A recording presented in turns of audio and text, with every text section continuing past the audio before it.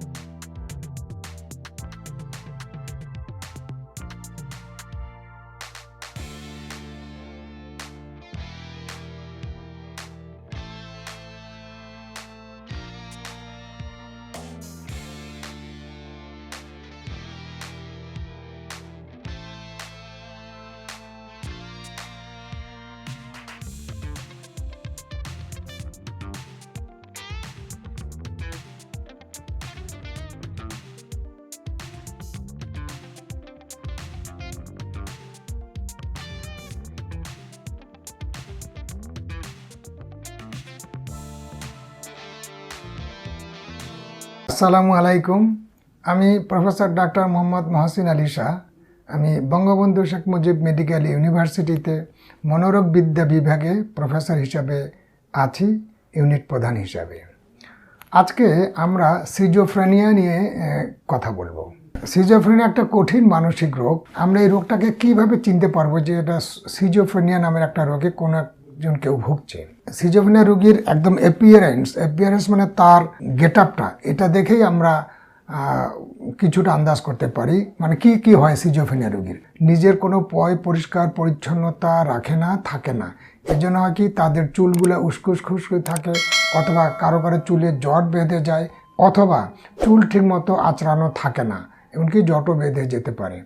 চুলের ব্যাপারটা এরকম কোনো পরিপাটি নাই, অথবা জট না বাঁধুক, পরিষ্কার না থাকুক, কিন্তু পরিপাটি নাই। ফেসটাতে দেখা যায় যে তার যদি দাড়ি থাকে, ছোট ছোট মোচ, ছোট ছোট দাড়ি, এগুলো শেভ করে নাই, ক্লিন থাকে নাই, অথবা দাড়ি মোচ এগুলো সব বড় হয়ে গেছে, কেমন যেন অগোছালো এবং অপরিপাটি আর অপরিষ্কার লাগে।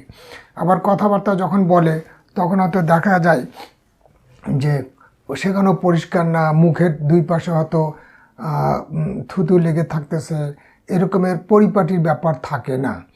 আবার ড্রেসের ব্যাপার যদি বলি, ড্রেসের ব্যাপার দেখা যায় যে তার ড্রেসগুলা, কাপড় চোপড় কেন জানি ময়লা অথবা ছেঁড়া অথবা সাংঘাতিকভাবে অপরিপাটি থাকতে পারে।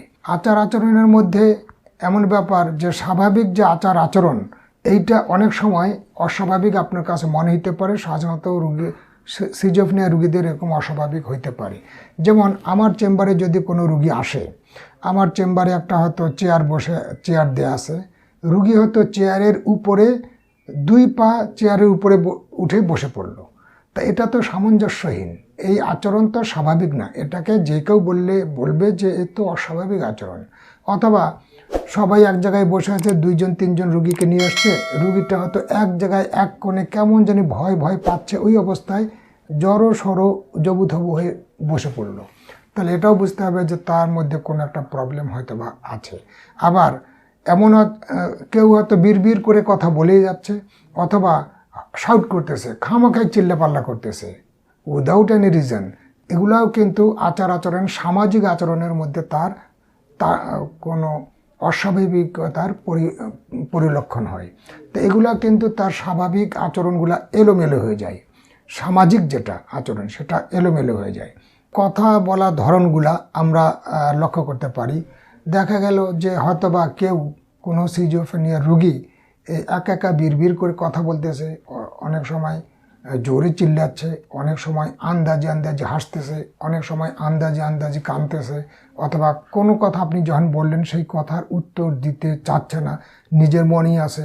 বেশি কেউ পেঁচাল পারতেছে, আবার কেউ হয়তো খুবই কথাই বলতে চাচ্ছে না, চুপচাপ থাকতেছে, 10টা কথা জিজ্ঞেস করলে কোনো উত্তরই দিচ্ছে না, এই নিজের মতো করেই আছে। এগুলোও কিন্তু অস্বাভাবিক আচরণের মধ্যে আমরা ফেলি। তো এই যে চালচলন, আচার আচরণ, ব্যবহার, এগুলা কিন্তু রুগীর মধ্যে পরিলক্ষিত হয়। বাড়িতেও হয়তো তাই করে, যে কারোর সাথে কথাই বলতে চায় না, যে ছেলে খুব সামাজিকতা রক্ষা করতো সেজন্য কথাই বলছে না, অথবা আন্দাজে এমন এমন কথা বলতেছে যেটার কোনো মাথা মুন্ডু নাই। এরকমের ব্যাপার আমরা পরিলক্ষিত করতে পারি কথার মধ্যে সিজোফ্রেনিয়া। আবার কেউ কেউ দেখা যায় যে কথা বলছে ঠিকই, কিন্তু কি যে বলছে আপনি বুঝবেন না। অনেকবার বলার পরও কী বলতে চাইলেও বুঝলেন না। যেমন হয়তো কোনো রোগী এমন বলতেছে যে মেট্রো রেল তো চলতেছে, তারপরে মূলার সাথে হয়তো বা এমন কথা বলে যে সেই মূলা যে লোকটা, সেই লোক আর যে সেই সাপ, আবার ওই যে ওখানে খুব ঝড়, আবার কেমন জানি মানুষ বিক্রি করে দিল। এগুলো কি কথা বললো আপনি বুঝলেন না। আপনি হয়তো মূলার সাথে কী হয়েছে হয়তো উত্তর দিতে পারছেন না, অথবা আরেকটা প্রসঙ্গে কথা বলছে। তো এরকমের এক কথার সাথে আরেক কথার যে আমরা লাইন ঘাট থাকে, এক কথার সাথে আরেক কথার যে মিল থাকে, সেই মিলটা আবার অনেক সময় দেখা যায় যে থাকে না। তো এগুলা আমরা ব্যবহার, চালচলন, কথাবার্তা, আচরণ থেকে টের পাইতে পারি। মানুষের যে চিন্তা ভাবনা থাকে, সেই চিন্তা ভাবনাগুলো আমরা কয়েকভাবে টের পাই। একটা হচ্ছে কেউ যদি বলে, কথা বলে, তাহলে তার ভিতরে কী চিন্তাটা টের পাই।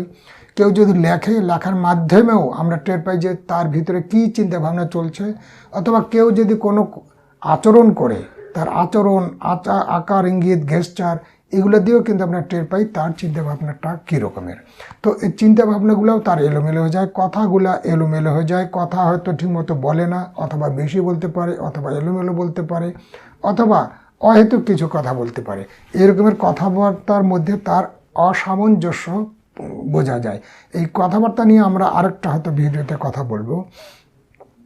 আর তার আর কিছু ব্যাপার আছে, যেমন আমরা ইনসাইট বলি।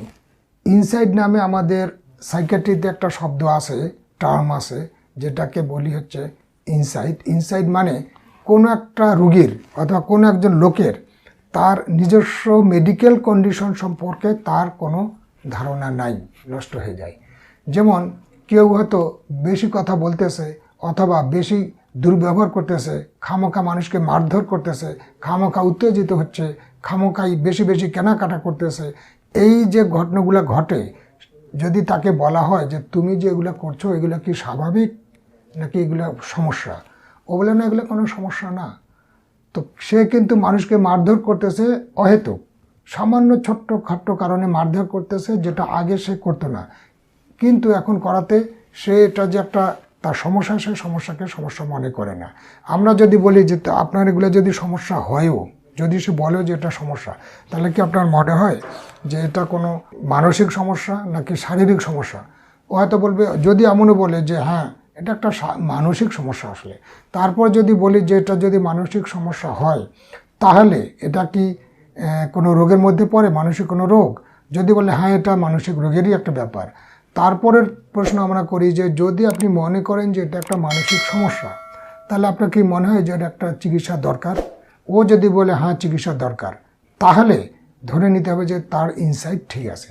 কিন্তু এই যে চারটা আমরা জিনিস জিজ্ঞেস করলাম, চারটার মধ্যে কোনো একটাতে যদি দেখা যায় যে সে এগুলাকে অস্বীকার করতেছে, এগুলো কোনো সমস্যা না, এগুলা রোগ না, এগুলো কোনো চিকিৎসার দরকার নেই, এরকম যদি মনে করে, তাহলে ধরে নিতে হবে যে তার ইনসাইট নষ্ট হয়ে গেছে। তা সিজোফ্রেনিয়া রোগীর এই ইনসাইট নষ্ট হয়ে যায়, জাজমেন্টও নষ্ট হয়ে যায়, যে কি কি করা উচিত, কি কি করা উচিত না, এই জাজমেন্টটাও কিন্তু সিজোফ্রেনিয়া রোগীর নষ্ট হয়ে যায়। যেমন হয়তো আপনি ভাবলেন যে বললেন যে আপনি সামনে দাঁড়ায় আছেন, আপনার সামনে রাস্তার এক পাশে দাঁড়ায় আছেন, আপনার সামনে দিয়ে একটা ছোটো বাচ্চা হামাগুড়ি দিয়ে হয়তো রাস্তা পার হইতে চাচ্ছে। ওই সময় দূর থেকে একটা গাড়ি আসতেছে, তখন আপনি হয়তো জিজ্ঞেস করেন যে আপনি কি কিছু করণীয় আছে এখানে? ও হয়তো বললেন আমি আর কি করব। তো এই যে বাচ্চাটা পার হয়ে যাচ্ছে, যদি বাচ্চা অ্যাক্সিডেন্ট হয়, কয় আমার করার কিছু নাই, যদি এরকম বলে, তাহলে ধরে নিতে হবে যে তার জাজমেন্টটা নষ্ট হয়ে গেছে। তো এই রকমের আমরা অ্যাপিয়ারেন্স দেখে, তার ব্যবহার দেখে, চালচলন দেখে, আচার